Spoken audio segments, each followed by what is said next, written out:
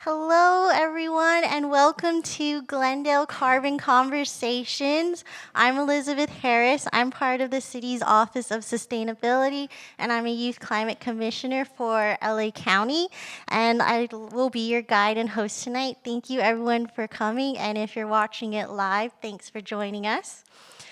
We are excited to have you here as this session is about shaping the energy future of Glendale. We will have a presentation by Ted Flannigan and a panel where we'll talk about innovative ideas, best practices for revolutionizing and building resilience in our energy and power systems. This presentation and panel today is brought to you in part through the California Sustainable Library Grant from the California State Library. And we at the Office of Sustainability are excited to collaborate with the Glendale Library Arts and Culture to host this and our previous Glendale Carbon Conversation. I want to thank the library and California State Library. And before the Central Library and before Glendale, I want to acknowledge that this place was and still is the home of the Gabrielino Tongva tribe. Though a lot has changed over the centuries, the Tongva communities in and around Glendale continue to be stewards of this land, and we can learn so much about our environment and community by learning about them. And I encourage everyone here and online today to learn more about the Tongva communities and the numerous indigenous communities in California and beyond. And luckily, the Glendale Library has dozens of resources for you to get started and check out. So the order of events tonight will be a presentation by our speaker, Ted. Afterwards, we'll have a panel discussion with Ted and our other experts, Nicholas Rue, Monica Campagna, and Michael Reed, and I'll introduce them in more detail later on. Throughout the panel, we encourage you to ask questions and create a discussion. I do want to note that all the ideas, concepts, and solutions that we'll be discussing and talking about tonight is not city policy. The aim of tonight is to educate and learn something new and share ideas, but we'll certainly be taking notes. So please welcome Ted Flannigan. Ted has advocated smart and responsible energy management for the past 38 years. He's worked with two major electric utilities, New York Power Authority and Los Angeles Department of Water and Power. He's served as the Energy Program Director for Rocky Mountain Institute. He's researched green power strategies through America, Europe, and Asia with the John D. and Catherine T. MacArthur Foundation. And for the past 13 years, Ted has led the EcoMotion team with dozens of projects for schools and universities, local governments, and corporate clients. Please welcome Ted. Thank you. Checking. Thank you, Elizabeth. Thank you. It's great to be here. And Tor Allen in the back, my friend of many, many years from the Solar Schoolhouse who organized it. I thank you, Tor. And I wouldn't be here if it weren't for Dan Brotman, who's the recently appointed mayor of Glendale, who's right here, who asked me to join the Glendale Water and Power Commission at a very fiery time. And so I really have learned a lot about Glendale and appreciate Dan very much, and good to see a bunch of you here tonight that I recognize. So, our carbon conversation. Let's see, it seems like it's falling apart. Very quickly, because most of you are so familiar, and some of you are right at the root of the background here. But for those of you that don't know the Glendale situation, we have a power plant in town called the Grayson Power Plant. It was about 160 megawatts. It's almost like a museum if you ever get a chance to go there before it's torn down. Some of the units go back literally to the 1940s. So it's one of the dirtiest power plants in California. And Glendale Water and Power, which has always served the city very, very well in providing reliable power, decided to tear that plant down and to put in 262 megawatts. So repowering was actually upsizing the plant quite dramatically. 260 megawatts combined cycle, simple cycle turbines. And at that point, Dan Brotman and Monica Campagna, who will be on the panel, and Kate Unger and others formed the Glendale Environmental Coalition, and they said, why would we want to build a power plant, a natural gas power plant, burn natural gas for the next 25 years minimum, when we're trying to get off gas, we're trying to decarbonize our community. So they said no, and they held significant rallies, and the council said, you're right, let's see if we can't figure out a different way of going about it. And the repowering, the 262 megawatt project, was pretty much killed at that point. The city went out and sort of said, what other resources are available? The kinds of things we're going to be talking about tonight: efficiency, load management, demand response, distributed energy resources, what's available that we could do to lessen our need for a power plant at the Grayson site. We really did not do very well as a utility, and I've been involved with the second round of soliciting, trying to come up with clean energy resources. We really haven't been able to attract the kinds of third-party initiatives that I think are critical for the city that I think we still are going to be going after. But GWP, given all of this, GWP came back with a revised plan for Grayson, and instead of going from 150 megawatts to 262, the revised plan was to build 95 megawatts, made up of 5 Wärtsilä engines, super precise, very clean burning for natural gas, potentially could be shifted to hydrogen. Big fight over, should it be 5 units? Dan Brotman and company were saying, no, it should be 0 units. Ultimately, after a couple years, the situation ended up where we've got 3 units that will be built there, as well as one of the largest Tesla battery power islands in Southern California. So very exciting. So that sets the stage. There was a big battle over that. And I think now with building the 3 units, we still have, and by the way, those units can only operate 14% of the time, right? So they're not base load units. They're just to come on very precisely when we need the peak power. But it gives us tremendous flexibility, I think, going forward. But we still have the need now to fill in the gap with energy efficiency, demand response, load management, and distributed energy resources. So EcoMotion was hired last fall, or I guess last summer, to look around the country and to look around the world at best practices. What have other utilities done? What have other cities done? What have other states done? Jurisdictions. We looked far and wide. We looked at energy efficiency programs. Energy efficiency is not particularly sexy. Everybody's excited about solar and storage now and microgrids, all the stuff that my company does. But efficiency is still the cheapest resource, the cheapest way of achieving our goals, and the cheapest way of meeting our peak demand. So we looked at weatherization programs. Why weatherization? Air conditioning, don't want to let the cool air out. Appliances, education programs, demonstrations, community outreach, direct install programs, assessment and coaching services, all sorts of special low-income services. We looked at load management, a new concept of community energy storage. Some of you have probably heard about community solar. Now this notion of community energy storage, where you can actually have a share of a community storage plant. We looked at distributed energy resources, and everybody's joking around about our report. I think it ended up being 162 pages, all of just chock full of what I would just call good ideas for Glendale. All programs that are relevant for Glendale. We looked at programs across the country. We looked at programs in South Africa, England, Japan, other places internationally. We interviewed experts from I think all the leading organizations in the country in our space. Rocky Mountain Institute, the American Council for an Energy Efficient Economy, NRDC, Vermont Energy Investment Corp., Battle Group, Holy Cross Energy, Fort Collins Utilities, a number of them, all trying to find out what are the most progressive utilities doing? What are utilities doing to accelerate their decarbonization? So again, report was just chock full of good ideas. I'm going to talk about a few enlightening or instructive programs. A program from Puget Sound, a program called Ohm Connect, and then we'll talk a little bit about virtual power plants, just to give you a smattering of ideas for what's in this report. We were not hired, by the way, to develop a portfolio for Glendale Water and Power. That would be the next step, would be to say, okay, given this universe of best practices, how would we customize, how would we tailor that for Glendale Water and Power?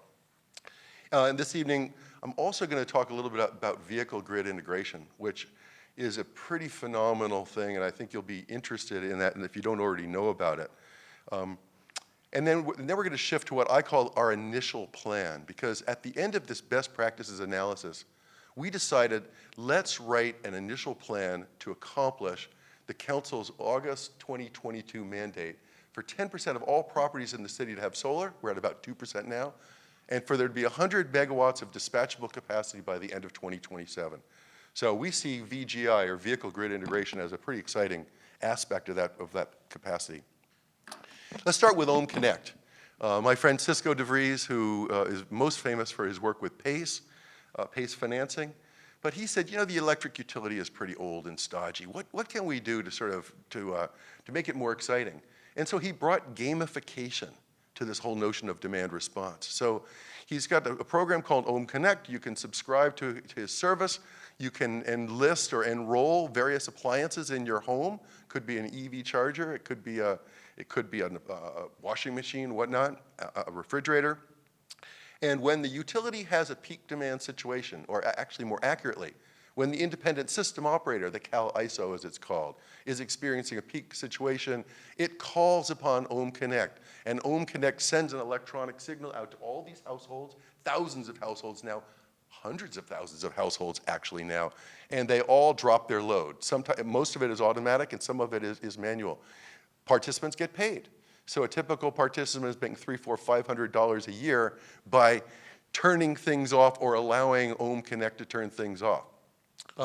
It turns out that the awareness that's raised through this program is resulted in typically another 5 to 10% overall energy efficiency savings for these homes. So I'm going to be talking a little bit later about creating a movement and how we can create sort of excitement. This is one sort of tiny kernel of doing that and creating rewards for people to participate in a program. By the way, when PG&E and when the state was stressed out last summer, the Ohm Connect made something like $3 million in sales in a 2-day period by selling into the grid. And there's all sorts of other utility programs that are in the report. You know, Edison, PG&E, San Diego Gas and Electric, at their peak periods, they'll pay up to $2 a kilowatt hour. You know, we as residents here in the city, we pay about 18 cents a kilowatt hour for power. The utility will buy our power, buy our negawatts, our avoided energy consumption, for up to $2 a kilowatt hour. So we're seeing that there's a real value. Utilities are now finding a value in partnering with their customers and paying their customers instead of paying for very expensive wholesale power on the market. And in Glendale, sometimes we can't pay for wholesale power on the market because we're very capacity constrained. And when our city hits its peak demand and Southern California hits its peak demand, all the transmission lines that are bringing power into the city have to be derated. And so there's a real bottleneck here. We have a real capacity constraint. So the more we can do in our homes and in our businesses and with our cars that we're going to talk about in a minute, the better. We have a lot of renters in Glendale. I think we need a special program for renters. Puget Sound has a program that really tries to figure out how do you support renters? How do you overcome what we call the split incentive? The renter pays the bill, but the landlord owns the property. The renter has no incentive to upgrade the property because the landlord owns the property. So in comes Puget Sound with a program specifically working with landlords, working with a certified contractor network to figure out the common area loads, but then also to provide all sorts of services for renters, direct install, and simple financing programs. Green Mountain Power, the Green Mountain Power State, the Green Mountain State of Vermont, the first virtual power plant in the country, Tesla Powerwalls. Here was the idea, right? Let's just see if we placed a lot of Tesla Powerwalls throughout our community, and then we had control of them, or a modicum, not 100% control, but a modicum of control. Then when we have a peak event, couldn't we control those batteries, get all those batteries to discharge at the same time, and the aggregation of that capacity would serve the utility? Well, it turns out that it's so valuable to the utility that it's established a model where virtual power plants, utilities can almost pay 100% of the cost of that battery, right? And then use that battery in their system, right? Flex those batteries in their system. And then, of course, if there is an outage, then the homeowner or the business gets the use of the battery. So there's some economics of this. There's a number of program designs. Here in Glendale, we almost signed up the largest virtual power plant in the country, working with Sunrun, and we were unable to resolve the contract with Sunrun for about 25 megawatts of virtual power plant that would combine solar and storage. And again, the Sunrun, working on behalf of the utility, would be able to control all those batteries and all those different distributed sources to provide capacity. Holy Cross Energy is in Colorado, where I spend quite a bit of time. The head of the Colorado Co-op, now I've linked him up with the head of our utility here, Mark Young. The head of the Holy Cross Electric, talk about the new age utility chief. He's a climate scientist, became a distributed energy resource modeler at the National Renewable Energy Lab. So his whole mindset is how do we maximize and how do we best integrate distributed energy resources into a utility grid. So same basic model. If you allow the utility, if I allow the utility to put batteries on my property, then the utility has a measure of control of those batteries, and I basically get the batteries paid for by the utility, right? If I want to control the batteries myself, and I don't want to take any incentive from the utility, that's okay too. We have lots of clients that are looking at that for energy resilience. So there the utility doesn't have control, but it actually serves the utility anyway, because when the grid goes down, here are all these customers that can actually support themselves. VGI I mentioned. Has anybody heard of V2G? Raise your hand if you've heard of V2G. Okay, so it's a number of you, and now V2G, vehicle to grid, is being replaced with vehicle grid integration and vehicle to building and vehicle to everything. So I have a Chevy Bolt. How many people have an EV in the room? So we have EVs in the room. We probably have some Teslas. We have some Bolts. We have anything else? Ready? What? Prius. All right, all right. So my Bolt has 65 kilowatt hours of energy on board, right? I have an inverter that charges that. It's a 7 kW inverter.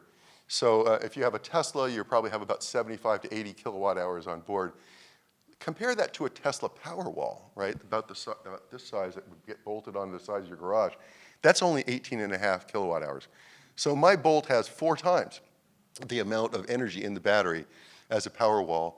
And most of the time my car is just sitting there, right? And I'm happy to be plugged in and have the utility call on my car when it needs capacity. Or if I really am about to take a long trip, I can just program it so the utility can't call on my car. But if you start to think about it, most of the inverters now, and these are bidirectional inverters enable this, most of the inverters are around 10 kW. So if you had 100 cars hooked up to the grid, and just like I have my car plugged in right now, everybody's plugged in, if you had 100 cars hooked up, you could get 1 megawatt out of that, right? And you could instantly discharge a megawatt. And you could take that for a number of hours without even compromising the range of the car. I mean, we would just always leave 50% range in the battery. Just take the top 50%. So if you had 1,000 cars, that's 10 megawatts. 10,000 cars, that's 100 megawatts. How many cars do you think we have in Glendale? 40, 50,000? That'd be my guess. 40, 50,000 cars. Very, very typical in California. 1 car per capita, something like that. Crazy state we have. So, I mean, if we had 40,000 cars hooked up, 400 megawatts. I know I'm stretching it here, but that's 400 megawatts of dispatchable capacity. Our peak demand is 346 here in Glendale, right? We're looking to try to get 100 through this council mandate, this August council mandate. Here's an avenue to get multiples of that, and to do so very cost effectively. And imagine that you drive your car to the airport, and you plug it into a bidirectional inverter, and when you're flying off on your vacation, your car is making you money, because it's getting paid every time it discharges into the grid. And then it charges at off-peak, right? And then discharges back into the grid. And imagine if you could charge at 18 cents or 20 cents and discharge at $2 or $1 or 50 cents or 40 cents, whatever it happens to be. So V2G is really big. There's a project in Denmark. 10,000 cars are already hooked up in a project in Denmark. There's projects that are happening all over the world. Nissan is introducing projects in America. I've urged GWP to be first on the list of places to do vehicle to grid. Now that's just cars. Buses, we work with LA Metro. Every one of the buses has 150 kilowatt hours on board, right? Sorry, the school buses have 150 kilowatt hours. City buses have more like 300 kilowatt hours on board. City buses have a 100 kW inverter. So if you actually had a number of trucks and buses hooked up, if you have 100 kW per, you got to get the message. This is a really big new source of capacity that I'm excited about, that I think will help our city become really energy independent. Con Ed, New York City, Fleet Karma program. So you sign up for this program, and either the utility installs a device on your car that measures when you charge and discharge and where you go, or the utility uses the car's own onboard telematics. And they have a list of all the EVs that are appropriate for this program, including all the ones that we talked about just earlier. And so you're able to get a discount. You get credits every time you charge at off-peak, and when you refer other people to the program. And so very, very simple program, just simply getting people to charge at the right time, which is really the gist of it. You know, we have enough energy. We just don't have enough energy at the peak period, which here in Glendale and throughout California is typically 4 o'clock to 9 o'clock, and we usually have our peaks in August and September. Usually it's a Thursday. Everybody's hot and bothered in their office buildings, and they get to Thursday, and the buildings are all loaded up with heat, and off we go. So the final section of this big report that we prepared for the utility, and quite expeditiously, I would say, we certainly could have dug deeper, is an initial plan. And I know Mark Young and Craig Keenan and Dan and others wanted me to sort of, what would it look like? I mean, what kind of, you present all these best practices, but how much capacity would you get out of them? And so we wrote an initial plan, which everybody's welcome to look at. And I have spreadsheets that I'm happy to share with all my assumptions with anybody who's interested. But the plan doesn't just call for giving incentives for solar and storage and efficiency and that kind of thing. It calls for creating a movement. It's a really nebulous term. How do you create a movement? I talked about Ohm Connect with gamification being a part of the movement. Recognition and rewards programs. You know, we work in the city of Santa Monica. We really reward people that take exemplary actions. We need full support of the community to accomplish this goal, absolutely. And we're going to talk about some foundational elements here that I think are important. We're going to talk about the Glendale infrastructure that I think is critical. But the plan fulfills the mandate, the August mandate, by 2030. We think that the 2027 timeframe is unrealistic. I think the 2030 timeframe is a stretch, but that's what we modeled it all for 2030.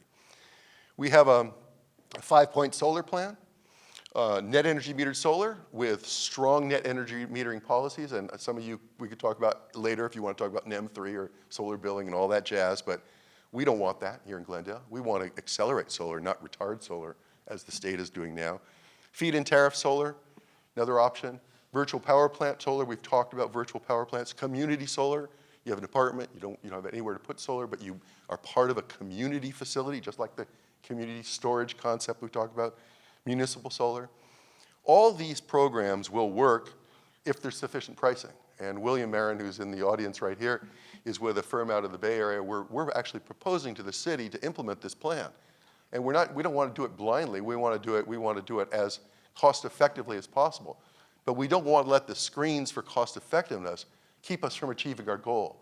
So what is the necessary amount of incentive or reward to provide to accomplish the goal? And the last bullet there is all of the solar systems in our plan are modeled with storage, because solar is exacerbating what's called the duck curve in California. We've got to be able to store it and discharge it and use it at the right time. So our plan is based on, and all the numbers, all the financial analysis of our plan is based on every kW of solar that goes in is matched by 1 kW of storage, 4-hour storage, 4 kWh. The Glendale infrastructure. We think that we need to provide all sorts of services for folks that want to go solar. You know, we're finding now with bigger solar systems that sometimes you have to upgrade your electrical system. It'd be nice to know that in advance, right? So we need to do electrical assessments, structural assessments, roofing assessments, independent feasibility analysis. Really important. Let me go back just to these foundational elements just for a second, because this is really critical. If we're going to achieve our goal, and in this case our goal is 100 plus megawatts, we need full city council support and staff support. No, there can't be any resistance to this. There needs to be a clear consensus. We need clear direction from the city manager. There needs to be adequate staffing, no question about it. Getting little bits of capacity is more difficult than getting big chunks, and it takes more people. We need to have mandatory time of use rates in the city. That's being done all over the country, by the way. We have optional time of use rates. Who takes it? Nobody. It doesn't make any sense. We need policies that support DERs. I mentioned the net energy metering policies. And we need this recognition and reward in a big way.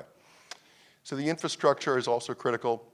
When we started to look at what we thought were reasonable levels of penetration, participation, number of people, penetration, depth of savings in KWH and KW through each one of our programs, this is what we came up with. That we could have solar, we need 10%. This is 10%, around 8,000 participants.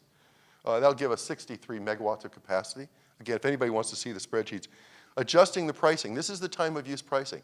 This is saying to people, just as the cell phone has said to people years ago, or airlines have said to people all along, it's more expensive to buy at peak power, right? And so in the utility, it's more expensive to serve a kilowatt hour during a peak period, much more expensive than it is during the off-peak period. So we got to get our pricing in line that sends the price signal.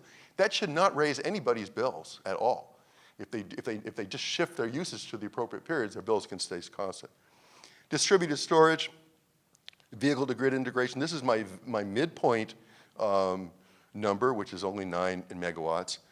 The movement. We talked about the movement. Again, remember gamification, getting people fired up. Everybody, myself included, can save 5% in their home right now. I know that. Easy. Everybody can save 5%.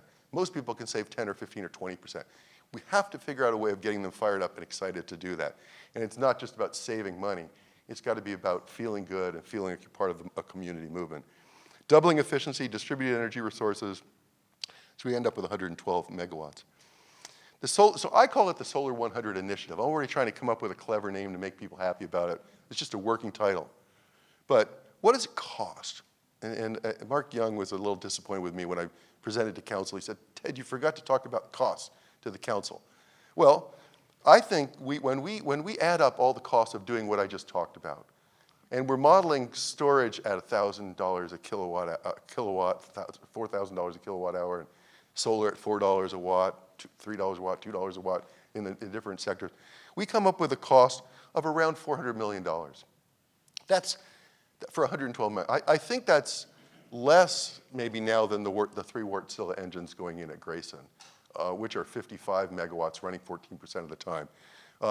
But it's interesting also, in this model that I'm talking about, or in this plan that I'm talking about, we're asking consumers to become part of the solution, right? Just like we have our own solar system on our house, many of you do.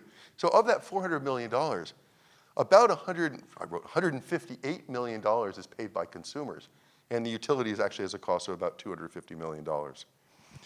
So what would that do for our community?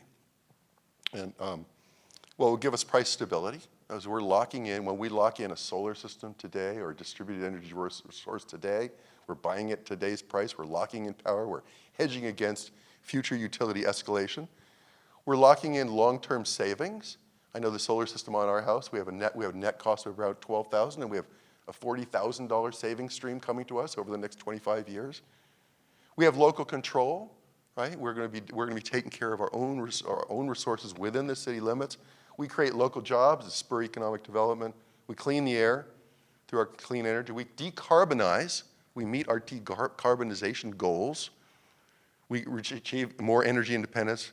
Because we put all these batteries through our systems and we've wired them properly, we create fantastic levels of energy resilience that we never had, which is critical for seniors and folks that are on life support systems. And we demonstrate great leadership as a city. I think it's all very doable. What we propose to Glendale Water and Power, and what I'm going to be proposing at 8 o'clock tomorrow morning, is not that we spend the next year and a half studying the situation and then spend another year sort of thinking about what we studied, but instead just to go right into direct implementation of this plan. And I've proposed a 7.5-year program where we take this initial plan and with a lot of community input from the city, we tweak it, and then we go right into implementation, and we're working with Williams Group. We're measuring how judiciously we're expending money to achieve the goals. And every year, over that 7.5 years, every year we look at exactly what happened and what we need to do. Perhaps we need to increase incentives or change program design slightly. But every year we go through this process of continuous commissioning. So by 2030, we can, in fact, achieve the goal. Those are my remarks. Thank you very much.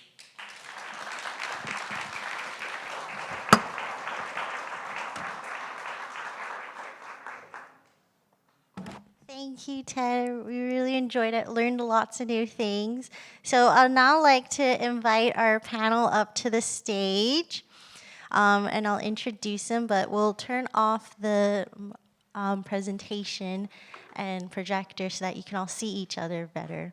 And if you have questions throughout the panel discussion, feel free to raise your hand and someone will come over. David will be able to give you this microphone and let you ask questions. So, All right, so I'd like to introduce Nicholas Rue, who's sitting right there in the middle in the suit. He is a sustainability and public sector professional. He is the Sustainability and Natural Resources Manager for the San Gabriel Valley Council of Government. He oversees energy, water, and wildfire management programs and more that serve 2 million people in 31 cities across the San Gabriel Valley. He has also worked for the Los Angeles Mayor's Office of Civil Services, for the Department of Energy, and for the North Coast Regional Water Quality Control Board. And then to Nicholas's right, or your audience left, we have Monica Campagna. She is a steering member of the Glendale Environmental Coalition, whom she's worked with since 2017 to shape energy policy and encourage local clean energy projects. She is also a member of the PTA Green Lunchroom Committee and served as chair of Benjamin Franklin Elementary Foundation's Green Team Chair. Monica's work in environmental stewardship and connection began during her arts career as a choreographer and artistic director of Trip Dance Theater in Los Angeles. And Michael Reed, our other panelist here, is an associate professor of geography at Glendale Community College, where he teaches environmental, physical, and cultural geography. He was also the sustainability coordinator and chair of the Environmental Affairs Committee. He received his bachelor's in American history at Brown University. After moving to California, he discovered his passion for surfing, environmentalism, backpacking, and geography, leading him to pursue his master's degree in geography at San Diego State University. Please welcome our awesome panel.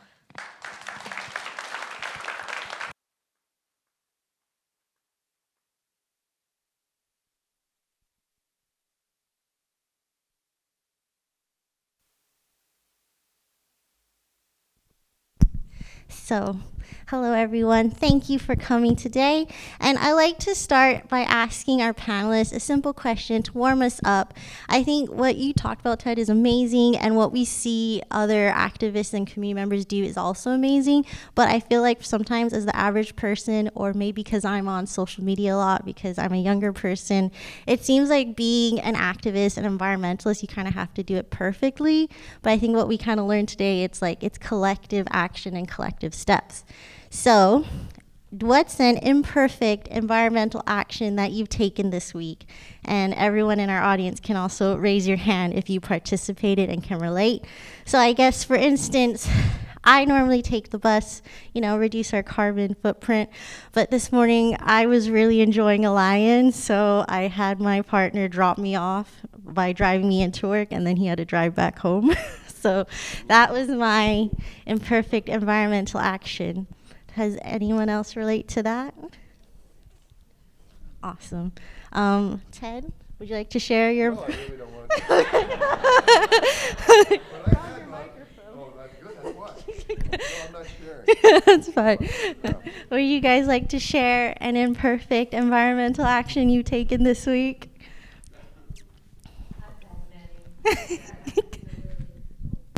Okay.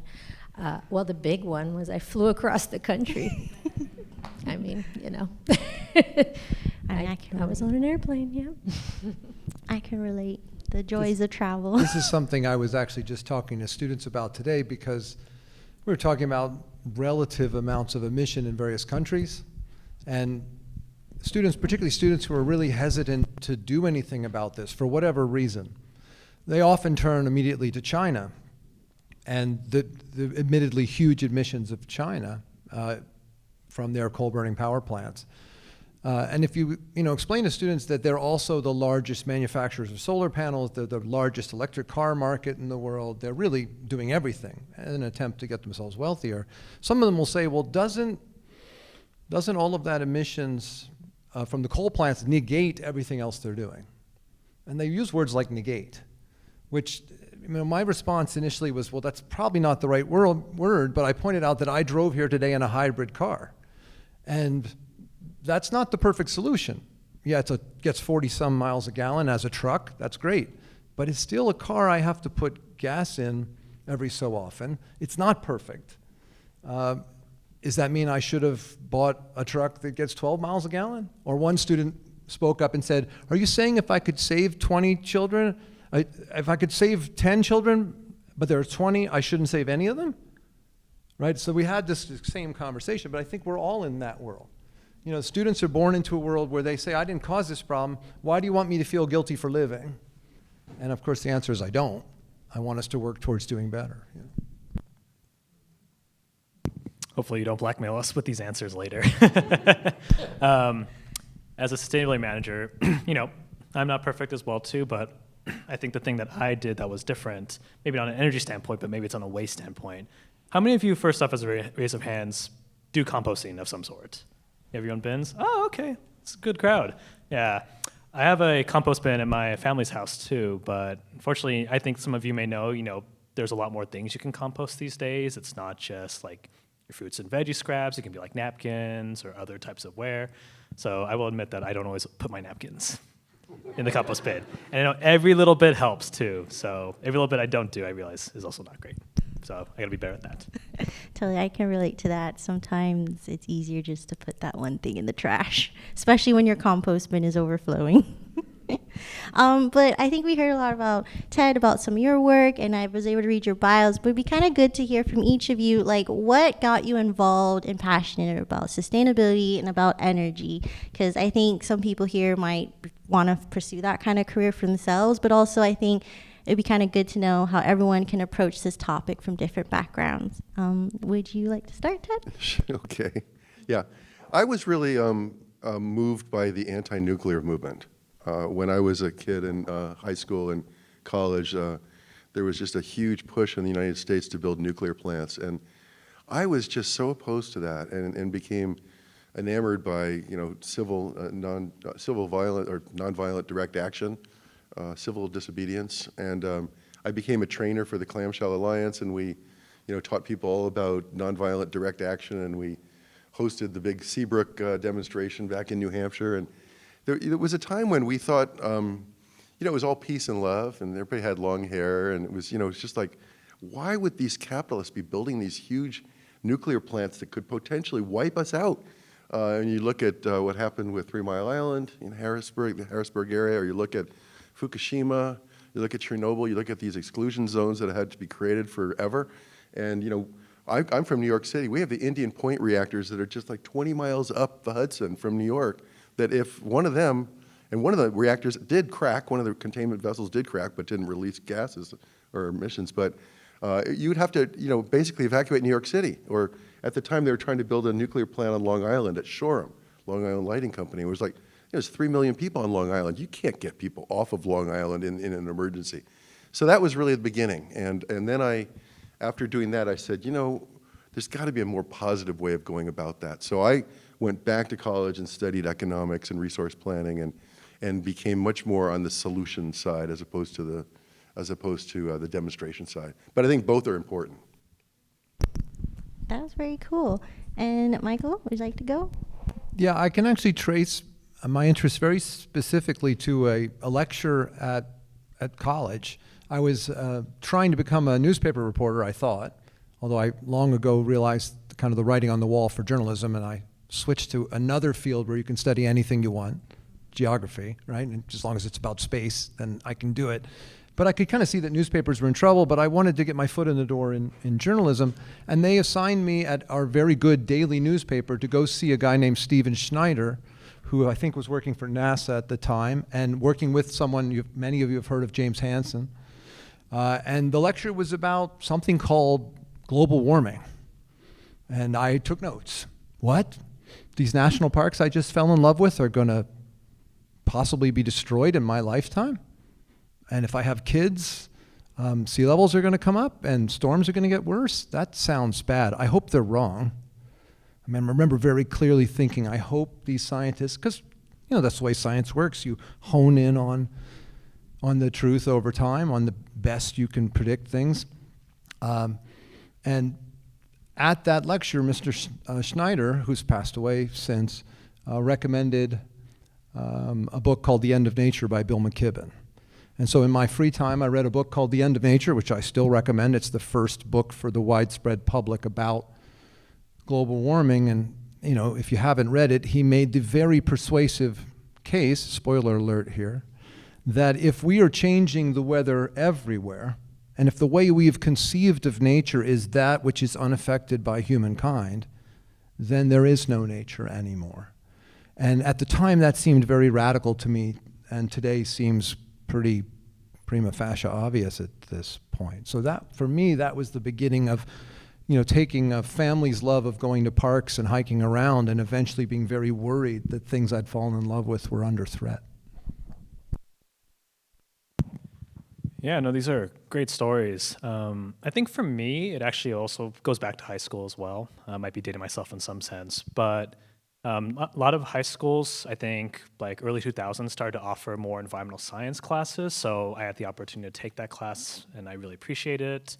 I mean, it can feel like a very depressing topic because you're like, oh, it's all doom and gloom. There's no hope. There's nothing you can do. And I was like, is that fully true? I wasn't too sure about that. But, I think, being in LA too, we all understand, like, the air quality is not always great. I think when you go to, like, some parts of the San Fernando Valley or San Gabriel Valley or even near some of the cliffs in Palos Verdes, you can kind of see, the air quality isn't great on certain days too. And you're like, wow, this is our Earth, it's our community, and it's our home. And, is this something we can change? And if we have the opportunity to do so, why not do it? So that's what kind of spurred on this path to, I guess, lead me to here now too. But I think past college, I majored in environmental studies. I decided to work in government, and I felt like working in government was an opportunity to really, put policies and programs into action that can really lead to incremental or good change over time.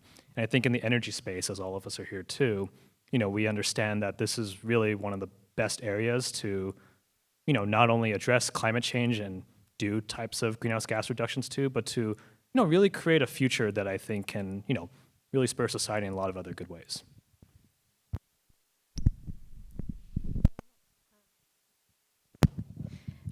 My journey is a long one, circuitous, I suppose, but I was an artist first and a nature baby. Love the forest and loved nature, still love nature. And as I matured as an artist, was creating work, it became not only about our connection to our own bodies and our disconnection with our own bodies, connections with communities, disconnection with community, but also about connection with nature and disconnection with nature. I had a very big interest in anthropology in college and cultural anthropology. At some point, I read Tom Hartman's book, Last Hours of Ancient Sunlight, and I think that must have planted a seed for me at that time, too. But the work I was doing was becoming more and more about climate change, the plastics crisis, and the last piece I did in 2007 was called Poisoning the Well. And, it's about how we're, doing things to our own home that aren't going to help us be supported in the future. And I've done a lot of looking and appreciating of indigenous ways of being. And I just started writing notes in the programs about how you could actually take the concepts that we're sharing on stage and take that into action with policy. And then that kind of took over. I became a mom, and things kind of went in. And truly, I think the big change was we were doing everything in my own little home to make changes: solar, storage, cars, everything, composting and greening, planting trees. And then it became, okay, I've got this happening in my own sphere. But at the time, it was about the power plant down the street that was about to be built. And so my air is not going to stay, the climate, it's not right here in my yard. It's everywhere. And I needed to get involved out there too. And like all of you, I think probably most of us up here are solutions-based kind of people. I got excited about what the potential was for a different way of doing things that made more sense for all of us and our futures. So. Awesome. And speaking about futures, that's a perfect segue. I think, Ted, you introduced kind of your recommendation for Glendale with the solar grid infrastructure. But for each of you, in a perfect world with unlimited resources, what would like the perfect, efficient, resilient grid look like to you? Like what's your green star for the community? If you had all the power, all the money, what would it look like? And what were some fun things you'd do? Let Monica go. Do you want to start, Monica? Ooh, okay. I'll try not to suck up all the time up here. Well, I think partnerships are really exciting.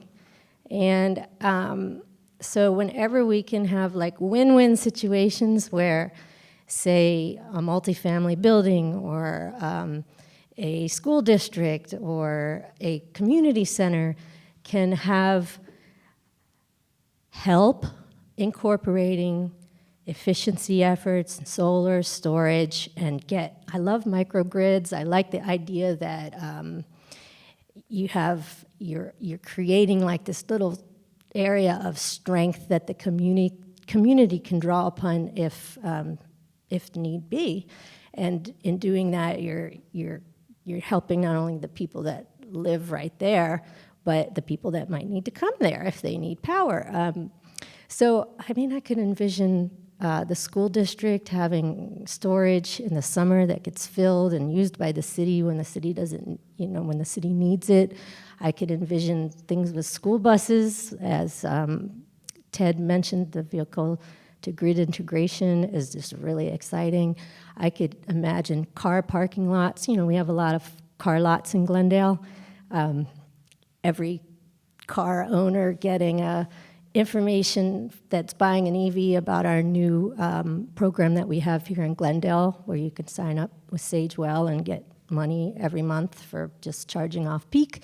Building relationships with those owners of those dealerships, maybe getting them interested in a commercial feed-in tariff program for their property so they have covered solar, carport solar over their new cars that they're selling. Maybe connecting those vehicles to the grid and getting paid for using them as batteries before they get sold. I don't know if that would mess up the warranties or whatever, but things like that I think are very exciting and interesting ideas. Yeah, I'll stop there. I have lots of other ones. Would you like to share, Ted? Well, sure. Every part of the world, if you look at the world or the globe, you'll find that there's a predominant renewable resource in every area, right? We're in the Southwest, we have sunshine. You go to the Midwest, the wind is blowing all the time. You go to the Northwest, there's hydropower and there's biomass. And you literally, you can, Buckminster Fuller was a master of this. You just look at everywhere in the world, there's a predominant renewable resource. So here we are in Southern California. Why doesn't every home have solar on it? Why isn't every home taking advantage of the roof space that is getting blasted with the sun every day? And the answer is money. And so you said money weren't an issue. And now we found lots of ways that we can actually encourage people to do that and to give them the right incentive to get them over that first cost hurdle or to finance these systems. So I like the idea. I mean, we see communities in Germany, we've traveled to them, and other parts of the world where every house is either hooked up to the geothermal system, or every house has solar or whatnot. And that's, I think, where we got to go to. And that's not to say that we disassemble our utilities. The utilities are the macro grids. Everybody's excited about microgrids. And I can tell you, having designed a lot of microgrids, they're very, very expensive. So, we don't necessarily all need to be independent. In fact, it's kind of nice to know that if my inverter fails on my solar system, that I can draw from the grid. That's pretty sweet. So we want to have, I guess it was Brian Hennigan of Holy Cross Electric who said, probably in the future we want to have networked microgrids. We want to be in each building, each homeowner. Everybody takes responsibility, and we figure out financing ways of making that really possible. But then you're also connected to the bigger system, and so you have this great level of resilience. That's pretty cool. Again, I think if you look around the world at best practices for energy efficiency, for renewables, for cars, for land use planning, for all the things that we're talking about, boy, the models are all there. The solutions are all there. Fear not. We have the way to have a sustainable energy future, and it's primarily just a matter of money. And so now our utilities have to turn a corner. You know, they have been the monopolies. They have been making money, even municipal utilities, making big transfers to the general fund. Don't mess with our transfer to the general fund, right? But now is the time when we have to say, you know what, the old utility model changes. It's not a one-way street anymore. It's a network. And we're all used to networks with our computers and all, but it's a networked energy system that builds tremendous resilience. It optimizes on decarbonization, and it optimizes economically as well. So I think all the technology is available, all the resources are available. It's primarily a matter of raising awareness and providing the avenues to people to have the first cost. And that's why I said with my plan for Glendale, we need a movement. And we need a leader at Glendale Water and Power. We have that at the council, but we need a leader and leadership at Glendale Water and Power to make this transition. Just like that utility in Colorado, Holy Cross Energy, has done. It's completely possible. And they're actually keeping their rates very stable, because it turns out, a little secret out there, renewables cost less on the market than fossil fuels right now. So you're actually better off not owning a big old fossil fuel plant, but buying wind and buying solar from the desert and all. These are more cost effective. So our utility just has to get in line with these mega trends. That's my vision.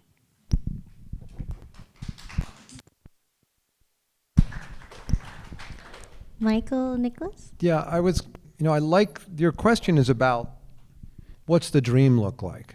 And so there's this great TED Talk, some of you may have seen it. I think the guy's name is Tim Marks, and he's the economist who created what's called the Happy Planet Index, where he's trying to figure out which countries are getting the best quality of life for the least CO2 release. And what he states at the beginning is that Martin Luther King didn't inspire the civil rights movement by saying, "I have a nightmare." Right? He said, "I have a dream." And the problem for environmentalists, and I'm guilty of this myself, I teach one of those classes where kids are hit with doom and gloom, because there is a lot to be worried about. I mean, we are on track.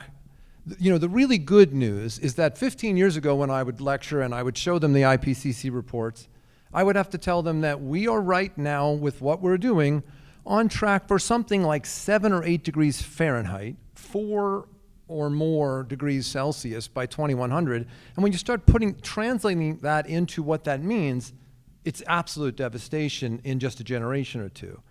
And there's very good news now, right? The good news now is we're on track for maybe 2.4 or 2.7 unless we speed things up.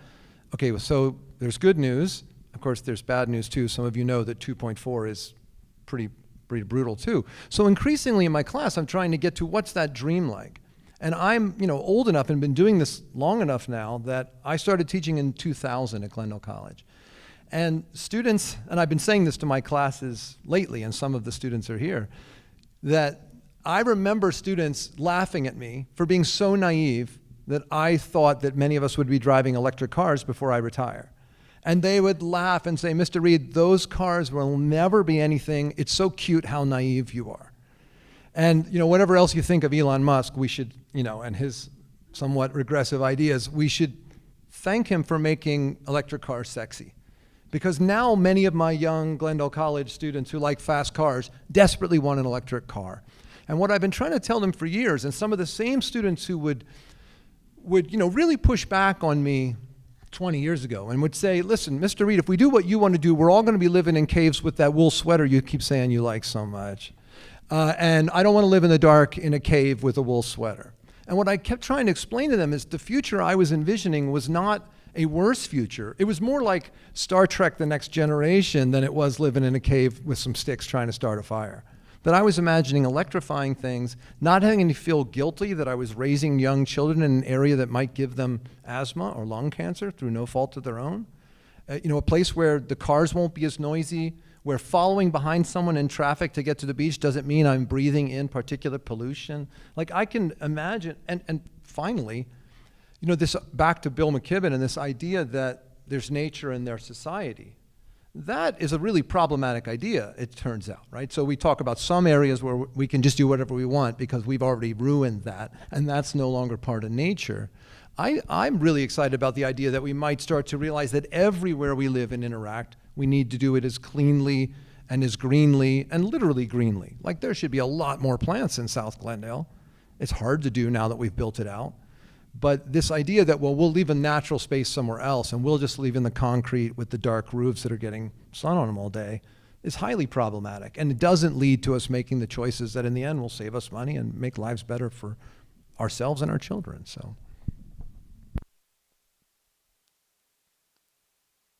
As you can tell here, we have a lot of dreams and visions. So, definitely like to hear everyone's point of view too. And personally, I don't think mine is that much more different too.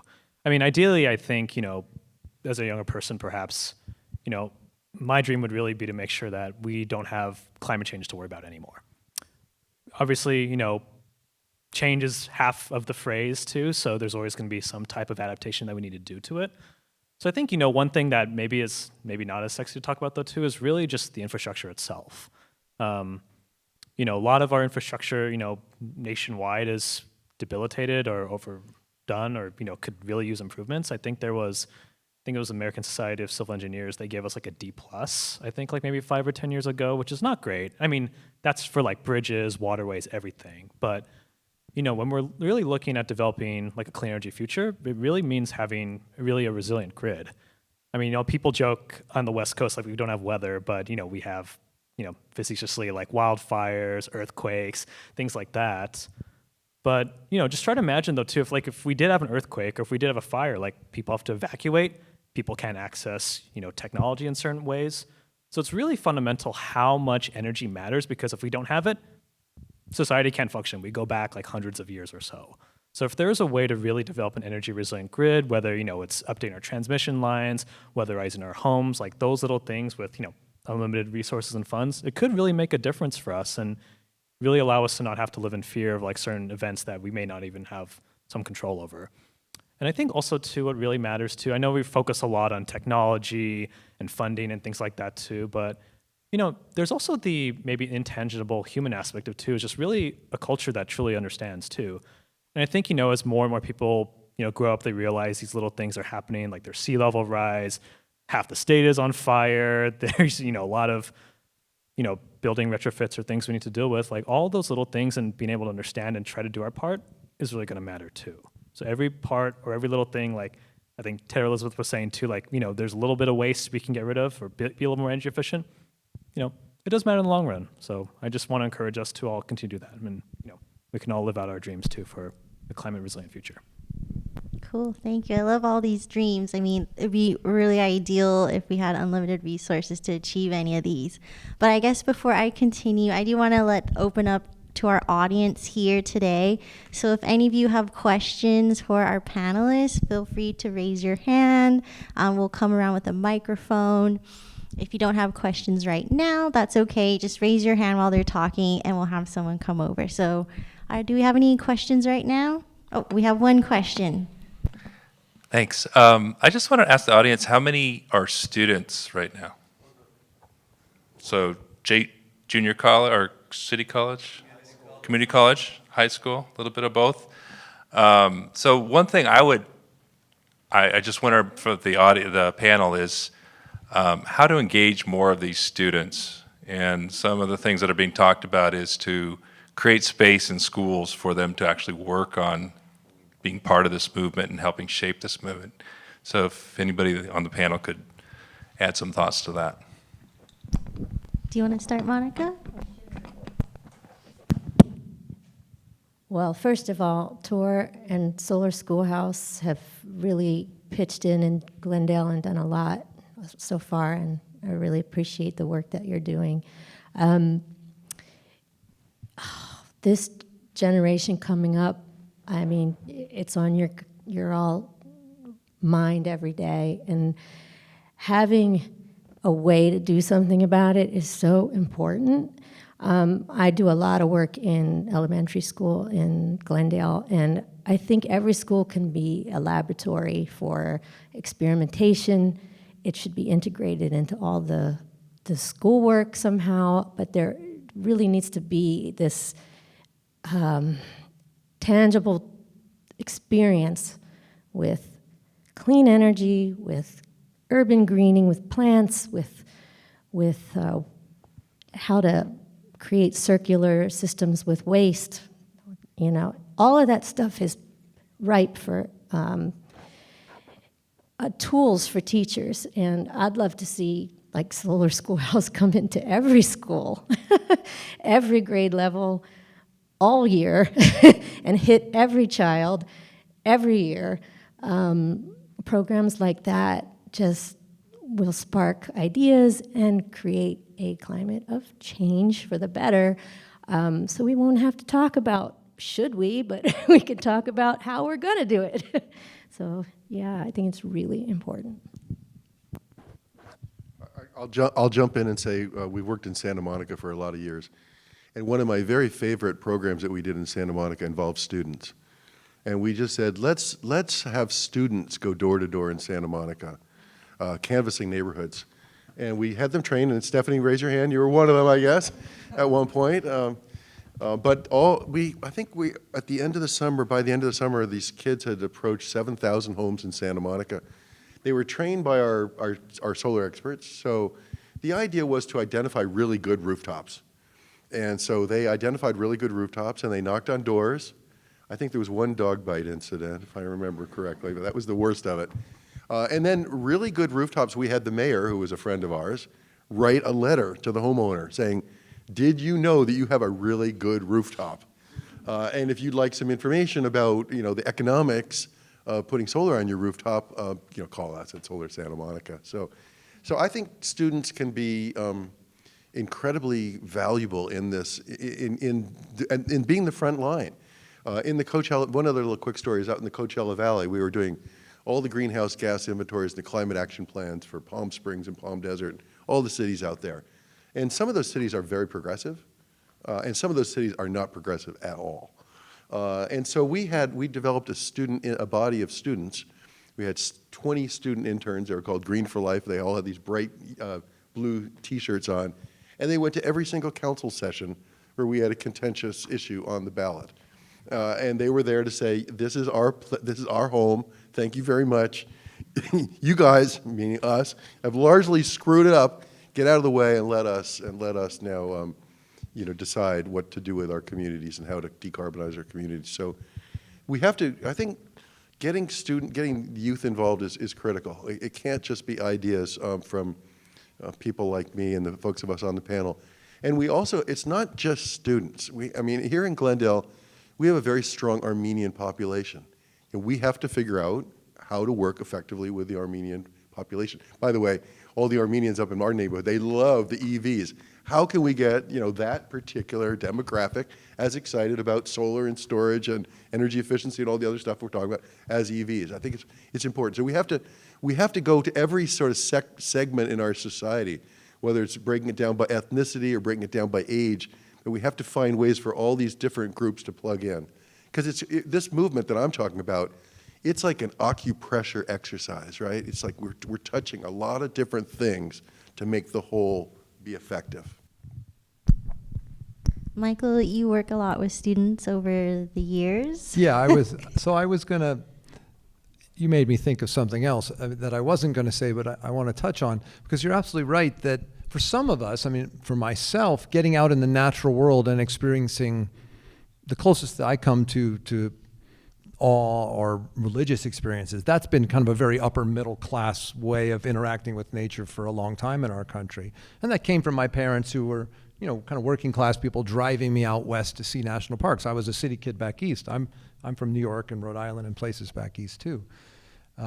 So that was a very tangible thing. And so the first thing I was going to say is, you've asked me a question that's hard for me to answer right now, because this is a very challenging time in my career. We've just been through an insanely deadly pandemic that has made people very afraid to go back in the classroom, and has made many of them realize how easy it is to not come to school, but to stay at home and do their classes online. And it's a terrible challenge for the college and for the administration. So, when I used to teach the human impact on the environment class that I'm teaching right now, I would often get 45 to 50 people.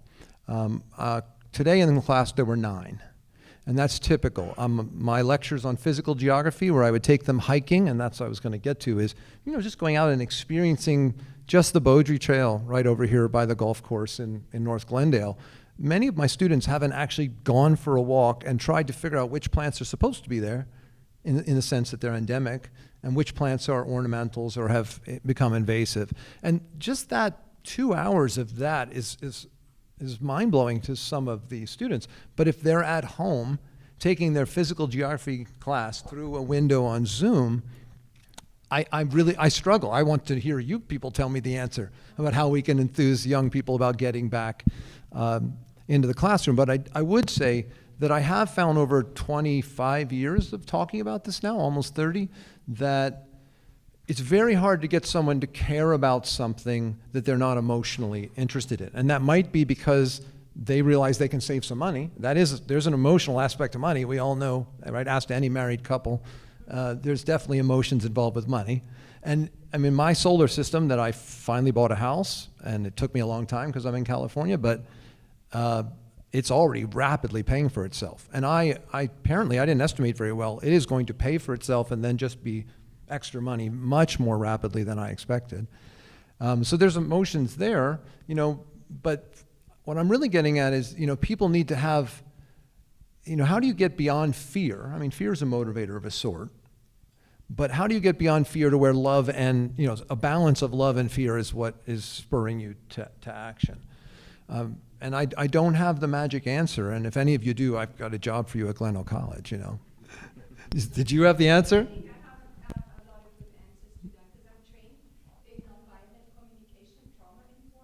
There's a mic for you right behind you here. Hello. So I'm Karen, and I am the club president for a students club at Glendale Community College, and our club is called Advocating for Humanity.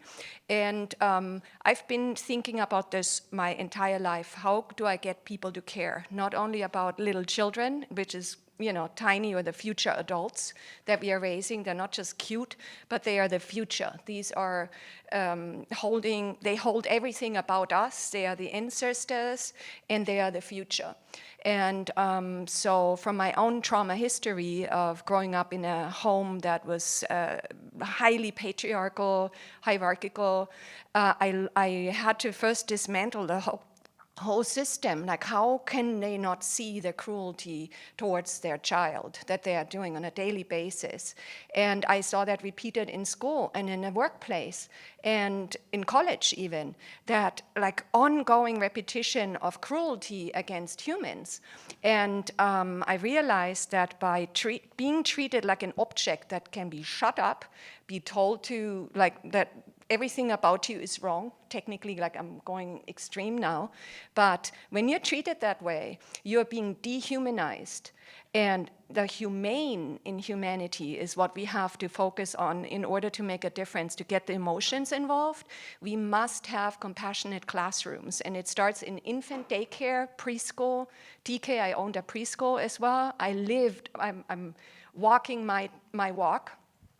And that was eye-opening to understand what's underneath all the non-caring, because the climate criminals, or I could also say corporate climate criminals, they are inhumane. They knowingly hurt people. There is exploitation, there is murder involved, people dying in the farms or on the planet. Like, it's really a bloodbath for most people on the planet. And they are still able to put their money into fossil fuels, knowingly hurting the planet, but thinking only about themselves. And that's actually not a true human behavior. It is a behavior under stress. Hierarchy makes everybody stressed all the time.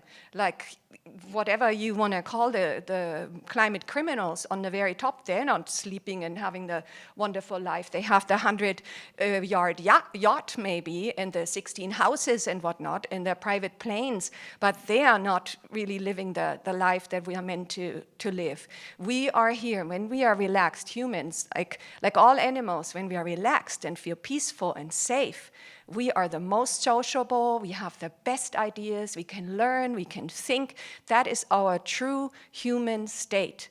And anything else, like living in chronic fear of survival, that stress state comes from being traumatized in a hierarchical system. And we must dismantle this kind of education and treating people in a dehumanizing way. So it is an implication to understand where everything comes from. And it's the olden days, and the hierarchy means literally higher means the high priest, and archy means everything belongs to the high priest. So this was a thought process of the early humans about 12,000 years ago when we started farming.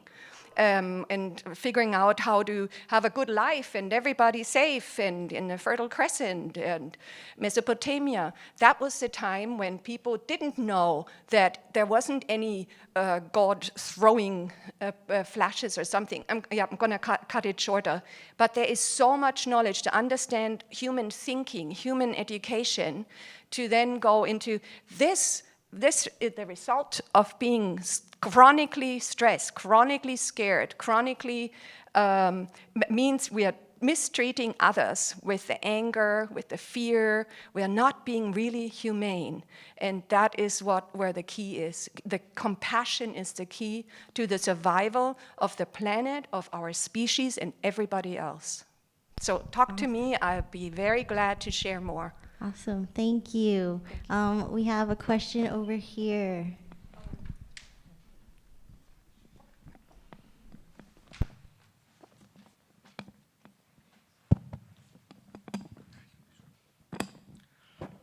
Hi. Couple of you talked about the need to import power, or the resilient grid that you mentioned. As you may know, Glendale's transmission capacity is constrained. And it takes about 10 to 15 years to build transmission capacity.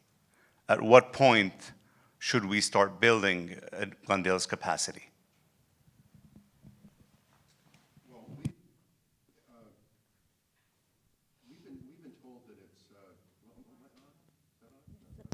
Sorry. Yeah, it's a good point.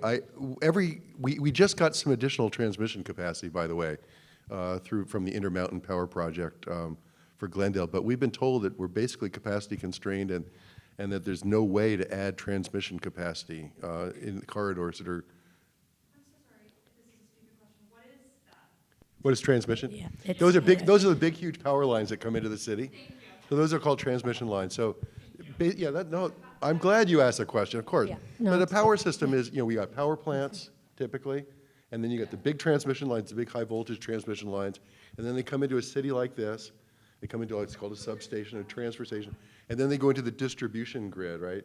So wouldn't it be great if we could just import more power for wind power from the Midwest or solar power from the desert? But we can't. That's what we've been told. And it's not up to the city doesn't have the right to build more. And that's what we've been told. So the best practices analysis, all the work that I'm doing is based on the assumption that we can't get more capacity. Now, if we could, I guess that would be a good thing. It's not building energy resilience. It's not building the local economic development that I'm talking about. But that would have been the easiest thing for us to do, for sure, would have been just to import more if we could. Monica? And Nicholas, I was going to say, you work with many governments in San Gabriel Valley. Is this something that they also experience, is this transmission capacity, and how have they kind of tried to address this? Yeah, I mean, the situation may be a little bit more different in the SGV, just because besides, I think, like Pasadena Water and Power and then Azusa Power and Light, I think, most of the cities get their, utilities and energy actually from SoCal Edison, which is a private utility though too. But I mean, even even beyond the scope of like our region or even the county, I mean, I think nationwide, it's definitely an issue that needs to be addressed though too. I know it's kind of a multifaceted question though too. So I mean, even besides even building out more transmission, whether or not it is a truly capacity constraint, which I'm sure it is in some places, I mean that also kind of spurs a case too for really trying to build local or within basin. So really looking at those distributed energy resources, really trying to maybe not energy silo or island yourself though too, but to really try to take advantage of how you can source locally is good. Because if you think about it too, I mean, if you have power that you're getting out of state, out of county, Like, what if there's an earthquake or something shuts down there too? Like, your power source that's going to come to you, may not work. That's why you may have like CAISO alerts. You might have rolling blackouts. I mean, you might have all these other types of issues. But yeah, I mean, transmission is definitely one piece of the puzzle too. I mean, trying to maximize that is definitely a good piece of it though. But when you look at the whole macroscopic version of a grid too, I mean, it's just one piece of it though. So. And this is something that did come up a lot in the discussion over Grayson and the repowering of Grayson. The other thing that, just as an academic approach, trying to figure out how we could do better, maybe 15 years ago, I'm not an electrical engineer, it's not something I'd studied, but it doesn't take much analysis to realize that power lines have resistance. So you lose a shocking percentage of the electricity through heat and resistance in the line. So now that I have solar on my roof, I mean, this is not back to imperfect solutions. I drove a car today, but at least that power, those electrons are often being used in just 10 feet of 20 feet of wire. And so there's also the argument that by doing as much as you can locally, but there are limits. Solar is not as energy intensive as certainly fossil fuels or nuclear, which have huge energy intensity. And I, the one that gets me excited, you asked about pie in the sky dreaming. Like, if there's money's no object, I'll take a whole lot of new insulation in my 1964 house, please. But, because why even turn the heat on? I wouldn't have to very often, right? But you see these projects, I'm sure some of you have noticed that there are pilot projects and even some commitments going on Native American reservations to putting solar panels on top of canals that are delivering water, since they run to our urbanized areas already. And that might lessen the protests. People will be very concerned about high transmission power lines coming in through their neighborhood, even though we have them already and they run right through Chevy Chase Canyon and in a number of other areas around here. And there's lots of environmental regulations involved and lots of time to build them. But we do have these other networks that run to our cities that bring water.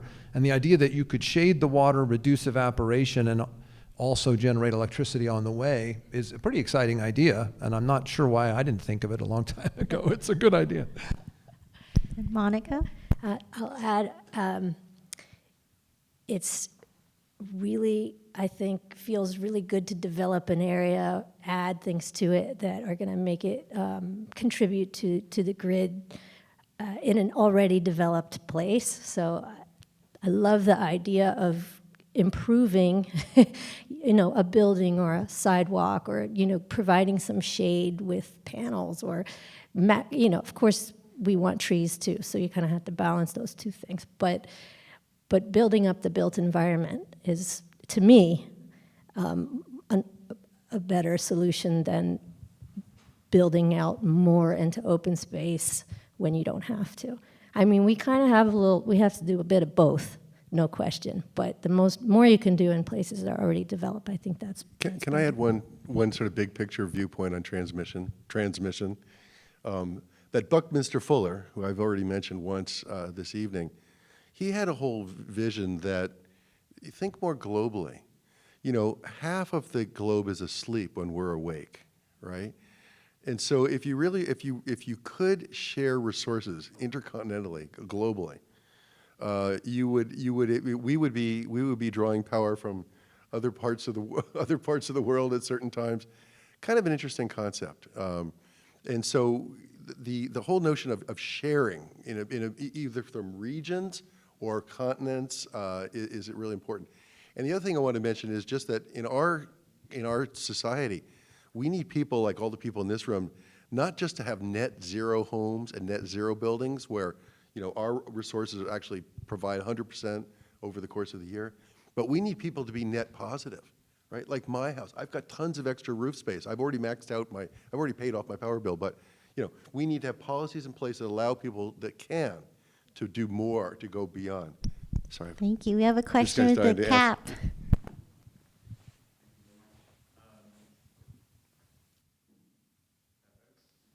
Is it on? Oh, okay, yeah. While I understand that the technology is always evolving, unfortunately, as of right now, solar panels and batteries don't last forever. So while making these plans, is there any consideration for waste management from these products, and what does that look like? Does anybody want to grab that? There's a lot going on right now with solar panel recycling. And just as there's a lot going on with EV battery recycling, right? Some of the people have recognized here's a huge market. So there is a lot going on with panel recycling and now battery recycling. And storage, I think you mentioned, and batteries, I don't think that lithium ion is going to be in our lives for very long, right? It's been a very big boon. It's created what we were talking about, thanking Elon Musk and Tesla. But lithium comes from sort of countries that we don't really want to be dependent on, and it's flammable and all that kind of stuff. So there are. I'm really excited about sort of just what you're talking about. If we're going to be sustainable, how do we address the waste management stream? So I don't know if you've heard about like iron air batteries that are being developed now, and instead of lithium ion, a heavy earth metal, iron air batteries are made with iron and air.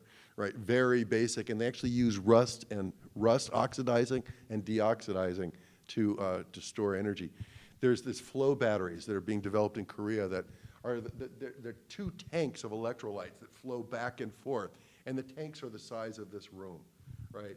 And the electrolytes can be replenished. There's no life like a lithium-ion battery is like basically a 10-year life. So there's a lot going on in that space, and what a great career opportunity, for somebody to sort of see. Another really great career opportunity before the end of life of solar panels is maintaining older systems.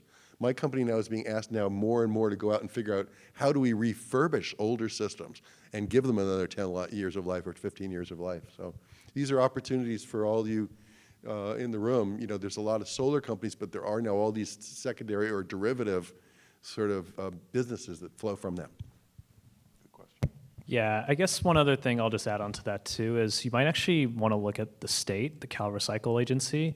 They had a panel that I was in Sacramento, I think in February, and it was like on household and hazardous waste, which is like, very specific to types of waste though. But I think, it's something that, statewide they're looking at too, because you're right, like, when everything you do in the environmental climate change space, whatever solution you have, there's going to be side effects. And so, trying to develop a renewable energy grid, trying to develop solar panels, yeah, it's going to enter into the waste stream. So I think it's something, I think the state is trying to take a little bit more leadership on too. I'm sure, there's definitely an economy for it where, money can be made, but also trying to, mitigate our waste is going to be important. So you might just want to take a look at that too. And that kind of goes to one of the questions I had for the panel was, how do you balance the ethics of transitioning and decarbonization with the impacts that it creates along the way? So I guess like Ted mentioned, there are ways we're looking into creating new batteries, different batteries that don't rely on heavy metals, and there's looking into ways of how to recycle solar panels. But at the same time, if we push for EVs, how do we balance like the need for EVs right now in the current manufacturing processes, and how researchers like Kyushu University found that, buying a new EV is still more energy intensive than continue to use a car that's used even if it's a gas car?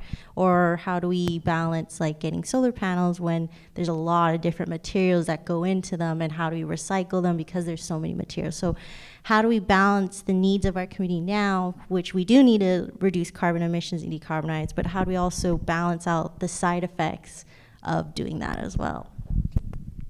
I can address this briefly because it's a question students ask all the time. And it's a reasonable question, although it's very often a kind of a red herring. I mean, so your question is well taken, and as Ted mentioned, there's companies now, some of them I think by former executives of big companies like Microsoft and Tesla, where they're realizing there's a huge money stream to be created by recycling these products. So this is an opportunity. But you're right, at the moment, the panels we started putting in 20 years ago are getting near the end of their life cycle. But that was the next thing I was going to say. What you really need to think about is what's called a life cycle analysis, because there is, how do I put this simply? The central contradiction of life is that it involves not only your own death, but killing other things. And this is true if you're a vegan as well, because the land that grew your soybeans was habitat. Now, it's not the same thing as having a hamburger, 6 times a week. And so when you look at a life cycle analysis, so students will tell me, well, doesn't it take a lot of energy to make a giant wind turbine, it must take a lot of raw materials and energy to do that. But as you just pointed out, some of those raw materials are quite plentiful. There's no shortage of iron on this planet. And when you actually look at a life cycle analysis of some of these newer, larger turbines, they are carbon neutral in something like 18 months and have an estimated lifespan of 30 or 35 years. So yes, you're using a lot of materials, but compared to the way we're doing it now, which is also going to wear out and is also just continually taking raw materials, creating products and putting them in a landfill or literally burning them into the sky, it's a matter of which is better. But if you're trying to get to the perfect, well, that's going to be hard to do with 8 billion human beings and 28 billion chickens on the planet, you know. I was going to add, just don't let perfection be the enemy of the good. Yeah. We know that this transition to a clean energy future is going to have some messy aspects. We know that the technology is young and immature and imperfect at this time. I like to think of solar panels today as being, does anybody in the room know what a Betamax is? It's like before your time, but most of you guys are before your time. You know, there was a CD, there was what, the cassette, and there was the 8-track, the Betamax, the 8-track, I don't even know what they were, but these big old clunky things that we used to put into some sort of an appliance, you know, and that we were excited about it at the time. But I think that's the way our solar panels are today. We're living in the Betamax era of solar. In the future, solar will be sputter-coated over all sorts of surfaces. It will be integrated into our rooftops. We've seen that already in some degree, but our rooftops of our cars will be sputter-coated. Everything will be sputter-coated with amorphous silicon product. That's just one small aspect of it, but these things are going to become integrated in our lives. You know, they're building wallboard materials now. Instead of putting a sheetrock in your home, there's actually building wallboard material that has micro heat pumps built into the wallboards. So, you know, our building materials that used to just, you know, be structural and keep the rain out and that kind of stuff, soon they're going to be part of this integrated system that we're talking about. And we're going to be collecting our water too at the same time, and, you know, harvesting our rainwater, which we do. And our homes are also going to have, and we're going to have a whole side of this that's going to be related to food production and local food production, organic food production. Again, we have examples of all of this to have a really wonderful, high quality of life, sustainable energy future. All we have to do is grab these examples together, say, we want that to our elected officials like the Dan Brotmans and others. This is what we want.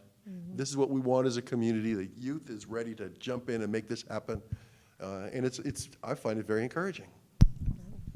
Monica, you want? I'll also add that using less efficiency, you know, moving to technologies that, like heat pump technologies, things that use less is the first step.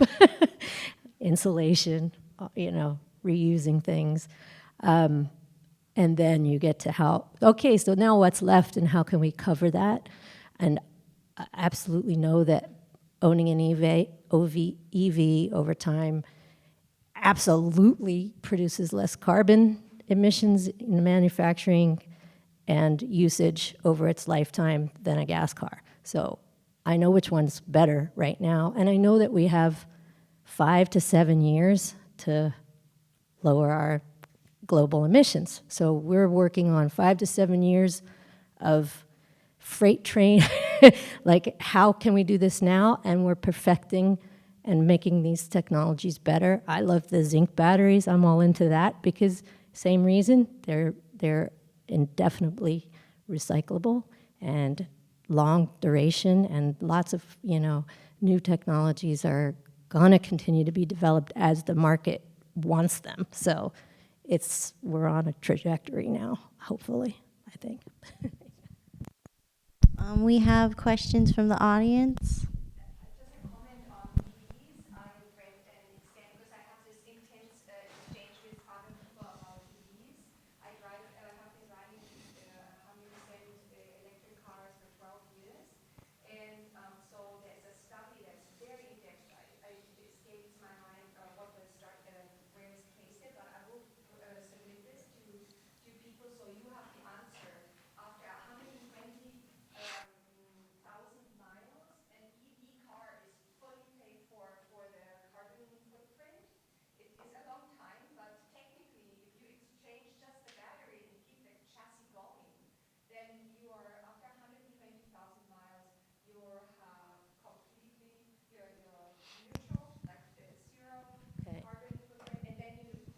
And I think it's far, far less than that. Yeah, I from was the going study to that I say read. that's an Yeah. underestimate, I I suspect. think. But it is more than some people would think. You are negative initially, that's true. You are negative for a long time, but just keep it going. Like what you said, Monica, is you just don't throw it away. Don't get a new thing. Just keep the old thing going, treat it well, and extend its lifespan. That was really important. And so there are answers to these questions that we can give. There are data available. And I wanted to ask for wind generators. I heard you talk a lot about solar, but what about if we have wind turbines in the cities? We already have the space, but we have space enough between parking lots, between buildings. What about that idea? Having wind farms, because wind, like you said, the sun shines around the planet, but wind is always going all the time. It never ever stops. And what about like the Elbe River, like places that are already used?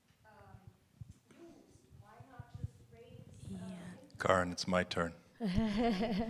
Sorry. Next. So I just want to make a comment and a question. So for the youth here, and for everybody, this can seem kind of abstract, right? So I want to, first of all, invite you to come out to the Solar Discovery Fair this Saturday at Roosevelt Middle School from 10 to 2. Just get your hands on solar energy in a lot of different ways, solar cooking, et cetera. Step back there when we're done and check it out, the information. Just come on out. But what I want to just comment on, you'd think solar schoolhouse would be all about photovoltaics. But over the time, we've looked at passive solar, solar water heating, et cetera. And I think for transforming our communities, existing buildings, it's not only putting photovoltaics on rooftops and batteries in the basement or in the garage, but it's also improving our insulation. It's building backyard gardens. It's putting a bicycle in your garage. And also, what's the other piece? But so those are all jobs. And then the fact that climate change is impacting us now, because wildfires are hitting us. Wildfires weren't really on my consciousness 6 years ago, but now it's every year we have to prepare for them. So there's home hardening, how to make your home more resistant to wildfires. Ted mentioned rainwater harvesting. As we start to see, as the temperatures warm and we have a lot more winter water, we want to capture that for during the dry season. So there's going to be a lot of retrofitting of existing homes, and those are jobs. So it's not just the solar and battery in your house, but a whole lot of things that'll be retrofitting your home. My question is, there's a lot of talk and effort in trying to figure out how to put EV chargers in multifamily situations. And so the chicken and egg, there's like, are there cars there? And do we have charging? Because if you have an EV, most of your charging is done at home if you have off-street parking. But so how can we get them into multifamily?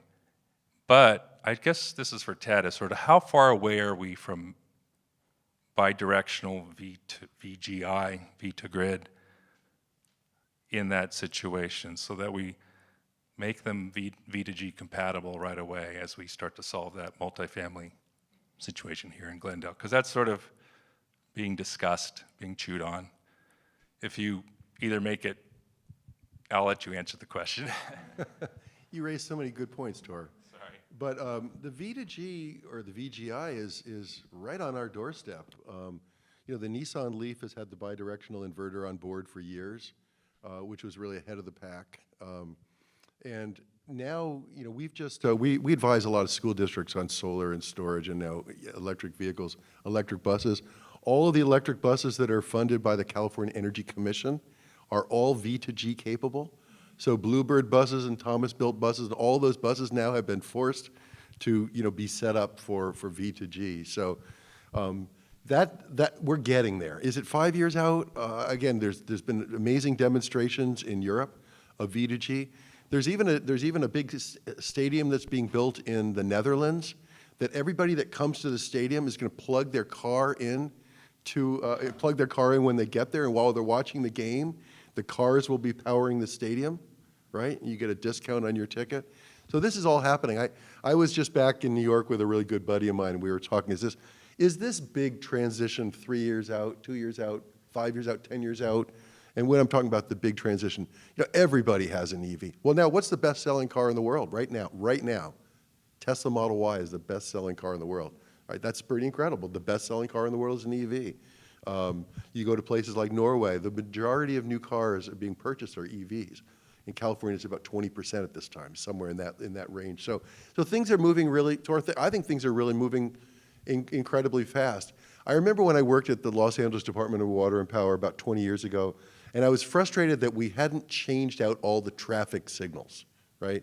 And you might not realize this, but you got a street light, and the red light is on 65% of the time, and the orange light is on about 5% of the time, and the green light is on about 25% of the time, right? So at the time, it was only cost effective to retrofit the red lights because they were on most of the time. And I was like, you gotta be kidding me.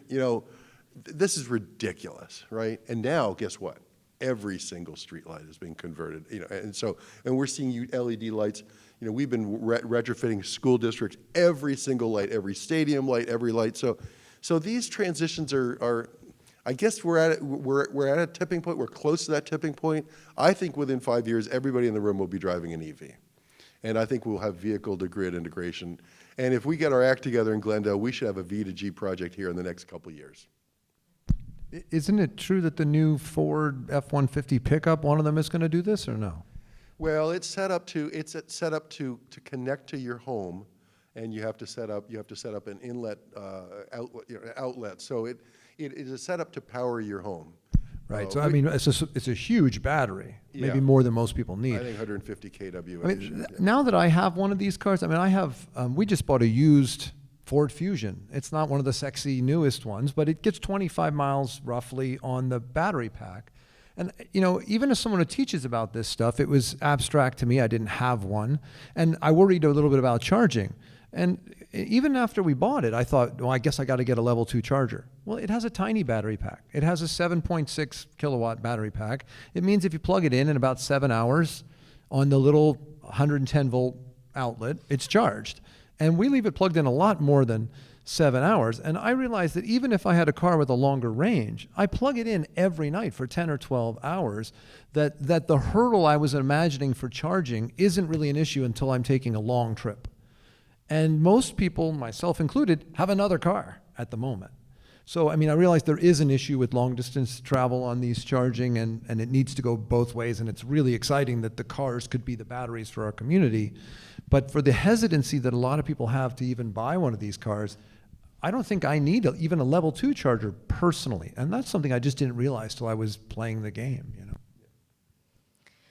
Just to answer another aspect of your question, Tor, the city did just pass REACH codes, which will require new construction of multifamily to have a certain percentage of charging capability for the residents. So there's that, but that's not obviously going to be able to help the people in multifamily right now. But I think that's a big question for GWP to upgrade their infrastructure in those areas that are really dense with multifamily, so that they're ready to, so the building owners, so that process can be done and not be too burdensome to them. But yeah, programs to help facilitate that for our multifamily residents, I think, are important. Yeah. There's lots of money for those chargers right now for multifamily. It's pretty much 100% paid for by the utility, but figuring it out. We've been helping to design a resort up in Tahoe, and where every single parking place is being set up to be V2G or VGI connected. Every condo will have its own Tesla Powerwall. So, we got the Tesla Powerwalls, which again are about 14.5 kilowatt hours each, or 18 kilowatt hours each. You get your battery, you get your car right there. You end up with a significant level of resilience if you couple the two. And then if you add solar and you wire it all together, then when the sun is shining, it replenishes everything. And we built microgrids for a school district up in Monterey County that the superintendent of the school said, Ted, are you telling me that if the grid goes down, we can operate indefinitely? And I said, yeah. And she said, why wouldn't we just disconnect from the grid? I said, we got to talk net energy metering. You know, you got a pretty good deal being able to flow back and forth with the grid. But we're really close. The technology's moving really fast. We've talked a little bit about battery technologies. The solar technologies, everything is moving really, really fast. There are brilliant minds. I just interviewed Andrew McAllister, one of the California Energy Commission commissioners, who's really leading the charge, and he said, I am so comforted because there are so many brilliant minds, and there's so many young people coming into this space right now that we can't even envision the solutions yet, but they're rolling out as fast as we can document them. Awesome. And we'll finish off with one last question from the audience. We had a person ask about wind in cities. What is, we'll do that question, and then we'll take one more question. So I guess wind in cities, what are some of your viewpoints? I can briefly just comment on this. Glendale College we did have a CTE, a career technical education program, trying to train people to do solar installs and wind. And I don't know the status of it at the moment, but they did put in some little micro turbines on some of the buildings. And the truth of the matter is, of course, efficiencies matter here. And this, like many things, that a large turbine is going to be much more efficient, but also more importantly, the geography of it. There are places that have much more consistent winds than others. And in an urban area, the winds are broken up because of the friction of the buildings. And so, like, I used to live on Foothill in La Cañada in an apartment building. That place had great wind because it was up on a ridge. But where I live right now, if I had a wind turbine, it would always just sit idle. It just wouldn't work. So but then you're going to have, yes, but maybe not the most efficient way to go is what I'm saying. And then you also are going to have to overcome the protests of people who visually don't like it. I might not agree with them. I don't think a coal-burning power plant looks very nice either, or a natural gas power plant looks very nice. But when you start, even Ted Kennedy's family protested having windmills in view of his house, which to me was kind of absurd. So. Yeah, I think you're absolutely right. You just have to look at your wind regimes. Obviously out in the San Gorgonio Pass, or if you go up to Victorville where it's blowing all the time, or a friend of mine was looking at putting solar on her house on Cape Cod, and I said, you don't want solar, you want a wind turbine. You know how much energy you can get through the aperture, like a 1 yard aperture, compared to solar? Solar, the little photons of light are filtering through, but the wind is really significant. You start putting oil through it, you really got a lot of BTUs coming through it. But when we envision a sustainable energy future, wind is so important. It turns out that wind occurs like in our passes in California, San Gorgonio Pass, Altamont, or Tehachapi and Altamont. That's because of the hot air, the deserts are heating up, and they suck all this cool air in from the ocean. And inversely, at night, when the deserts get cool, it goes the other way around. So we very consistently have wind in those passes in California in the morning and in the evening. If you go to the Midwest, wind blows all night long, right? And so that's a tremendous resource. If you go offshore, which is the biggest new source of capacity that we can look forward to in America and around the world, if you go offshore and you go up a couple 100 feet, it's blowing the whole time. So we have to figure out what are the, like you're saying, what are the relative values of those resources? If you're in a windy area, wind is fantastic. And there are these new parapet systems, but the wind does get all chopped up. A lot of studies are showing that. So you sort of find out where is the best place to put it and optimize on it there, right? And we have one last question from the audience. Hi, my name is Erin, and I'm one of Miss Clark Reed's students. And a source I've read for a research project on climate change states that preventing more than 1.5 Celsius of global heating means that our average emissions should be no greater than 2 tons of carbon dioxide per person each year. But the richest 1% of the world's people produces an average of more than 70 tons, and Bill Gates, according to a report, emits almost 7,500 tons of carbon dioxide. The average carbon footprint for a person in the United States is 16 tons a year, one of the highest rates in the world. So I guess my question is that, knowing that the majority of global greenhouse gas emissions come solely from the production and consumption of the things we use and buy every day, what do you think about consumerism and its result of individual emissions of heat-trapping gases such as carbon, and it's leading to climate change? What a great question. Yeah. I'll start off by saying that we developed a display of a metric ton of carbon dioxide, which is about a sphere. It's 34 foot in diameter sphere. And it turns out, you mentioned 16 tons per average American. Turns out the average California is 12 tons, so it's a ton a month. And yes, I think consumerism, and again, your generation is gonna be leading the charge or shaping this future, because what are we buying, right? And we have to understand, China came up earlier in the discussion. I've traveled throughout China. China is the world's factory. Yes, it's the largest emitter of emissions, but guess what? We buy all that stuff that they manufacture.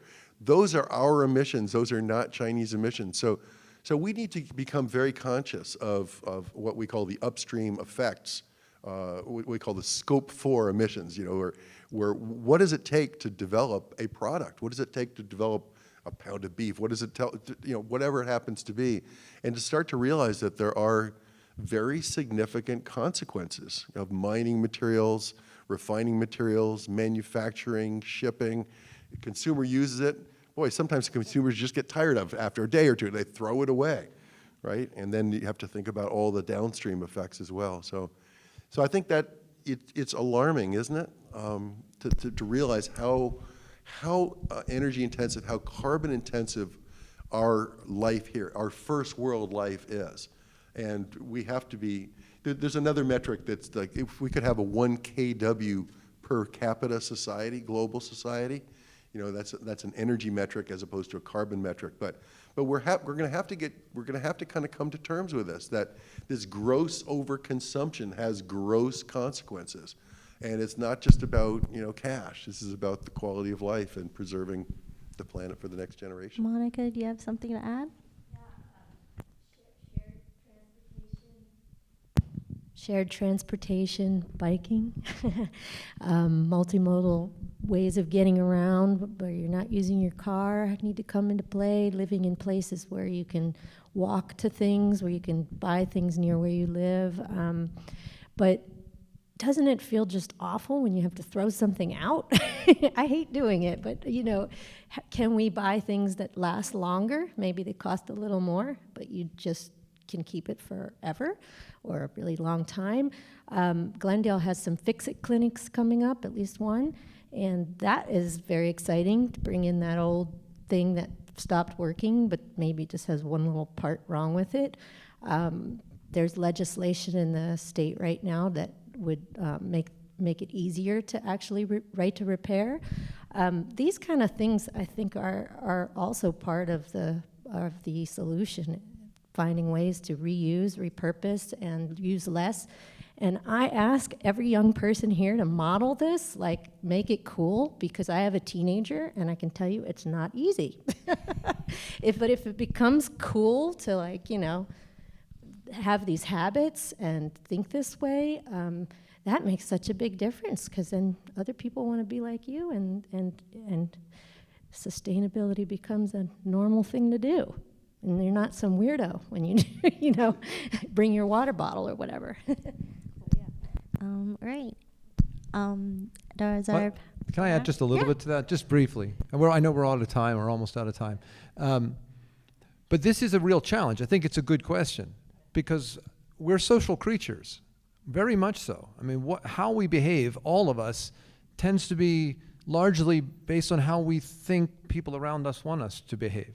I mean, whether you're studying the worst things humans have ever done or the best things humans have ever done, we largely respond to social cues. And this is what teenagers particularly are going through, is trying to figure out where they fit into the system. And there's no doubt that we're raised in a society that praises, MTV Cribs or whatever, right? I mean, it praises the big house. Even the people who are working hard to do the right thing often have a 12,000 square foot or a 20,000 square foot house. And so I think you're getting at something important. And just in my teaching, it did occur to me years ago that we love to talk about recycling in our culture, even though we've lately found that there's lots of problems with some of what we've been sold about recycling, that a lot of things aren't actually recycled. But, I'm old enough to remember when that icon came up, the reduce, reuse, recycle.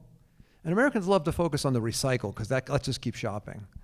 But as I've gotten older, and part of that is like learning to manage my own money, and to try to generate wealth, not just income, you try to focus more and more on the reduce and reuse, right? And not so much on buying and throwing away or buying and throwing it in the recycling bin.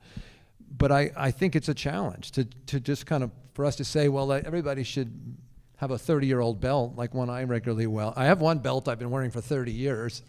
This one is younger than that, but it'll last a while. I mean, so what I try to teach my children is, and I have only marginally done so, right? It's hard, but how long is that thing you're going to buy going to last? And that's a financial thing, but it's also an environmental decision. So we all need to have stuff, but we should have good stuff, long-lasting stuff. And that's what your question was getting at, as well. And as a final point, when you buy food, I don't think companies wanted us to know how much saturated fat or trans fat was in it. The government did have to regulate the food labels, which tell us how many calories and fat. And I don't have any idea when I buy a shirt how much carbon dioxide was released in its production. I don't have any idea how the workers were paid. And many of us in this room would spend more if we knew that that product was doing better. So why have I not heard a push for any kind of regulation on consumer information about carbon? Totally. And luckily, there are lots of companies doing that now, like Pact, Everlane, Christy Dawn. They'll show you the carbon impact, but definitely that's something that needs to be a standard. And to wrap this up, I think you talked a lot about energy. We talked about like reducing our consumption. But today, if you were to give advice to someone here, what's one action? How can they get involved in making change? Like, what would be the first step for them? Or what would be the first step for someone who is not totally convinced? Well, if I may, I'll make a pitch that if you'd like to get involved with a local group, the Glendale Environmental Coalition, we would love your help. And really what we do is advocate to our wonderful city council about good policy. They have set some really fantastic goals, and they need to be at the center of everything we do right now. The first goal, as Ted mentioned, is 100 megawatts by 2030, and 100% clean energy by 2035, and 10% solar on our rooftops by 2030, fine. But that needs to be at the center of all of our energy planning. We need to come together, all this city, to give input into how we're going to get there. But we all need to be part of this movement, and it needs to be a given that we've agreed now that this is where we need to go, and so everything needs to be designed around it. So if you want to get on board with us to go and express our support of that idea, please do, and that's one small thing you can do. Cool. Nicholas, what advice do you give for someone to get involved and to see change? Yeah, no, this is also a really good question. There's a lot of things you can do. I mean, obviously volunteering, internships, those things matter, especially if you want to go into a career where you're doing a lot of this. But honestly, a lot of it really just comes down to learning new information. And, this may sound cliche saying in a library though, but, reading articles and books, that stuff's helpful. And, as we've all talked about today, the climate is changing, technology's changing, the economics around energy are changing. I mean, energy behavior or sustainable consumerism is mattering a lot too. So I think really being able to try to delve into topics that do interest you can be very helpful because, a lot of the stuff here, the stuff is complicated. There's stuff at my work I still learn about new every single day. So I would say if you have a lifelong commitment to that, you can really learn how to act and how to really, even bring this up in regular conversations or daily parts of your life that you may not have thought about previously. Thank you. And Michael, what advice would you give to someone to take as action? What was one small step they can take today? Honestly, I think if I had to pick one thing, I think the cars and the electricity are to some degree going to be taken care of by the social pressure we've already talked about. Honestly, I would say eat lower on the food chain. Not every day, not all the time. Many people can't make the leap to vegetarian or vegan. But if you just do half the week vegetarian, you've made a huge impact on this problem. And by the way, you're probably going to live longer and be healthier. And so that, and I think voting for the right people. I mean, I think that has a lot more impact than the little things all those little things matter. They may not feel like they matter, But I mean, I'm trying to influence my students, but you are influencing the people around you as well. Every social problem has been like that. But I think nothing like voting the right person into office. So for me, eat lower on the food chain and vote for the right city council member. Cool. And Do I Ted? get one more comment? You I've spoken can- so much. 2 minutes a day for the planet.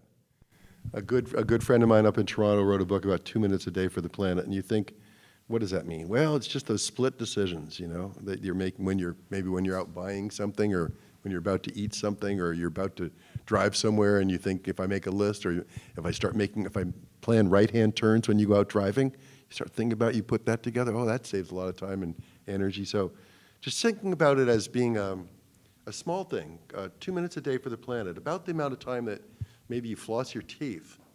You know, if we all put those 2 minutes into that raised consciousness and just making some of those decisions, that'll go a long way. The motto for our company is the power of the increment. So if everybody just takes small steps, it's just amazing. We have a theme song, you can't move a mountain alone, but if each of us carries one stone, you turn around and you see that the mountain's been moved. So if all of us just go out and take actions, as Monica said, you model it, it multiplies, we'll take care of this. Awesome. Well, thank you to our awesome panel tonight for sharing your experience. I hope y'all enjoyed this. Thank you to Tor Allen to helping to organize this, the California State Library grant for funding this. If you would like to learn more, you can talk to our panelists. We also have our bicycle team who are updating the bicycle plan. Share your feedback on what you think the Glendale's bicycle infrastructure should be if you're out here live with us. We also have surveys we love for you to take so we know if you want more types of events and discussions like this. And we also have the Solar Schoolhouse there. And if you are looking for something to do this Saturday, head out to the Solar Discovery Fair at Roosevelt Middle School from 10 to 2 p.m. And if you want to learn how to repair something, we'll be right back here in the auditorium on May 20th for the Glendale Repair Cafe. That will be around lunchtime into the early afternoon. Well, thank you everyone for coming, and we hope to see you next time.